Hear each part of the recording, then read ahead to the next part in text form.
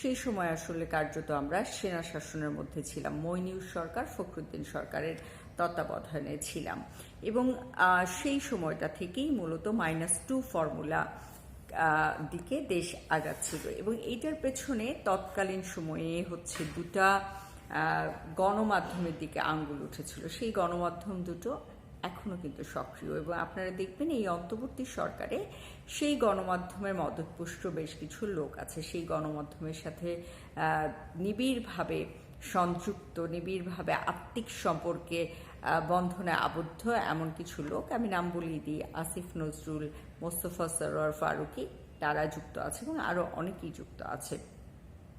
এবং সেই কুশীলবরা যখন 111 কেন তারা এক্সিকিউট করতে পারেনি, -2 লিডার ফর্মুলা ছিল বেসিক্যালি, সেটা হচ্ছে শেখ হাসিনা এবং খালেদা জিয়াকে সরিয়ে দেয়া নেতৃত্ব থেকে।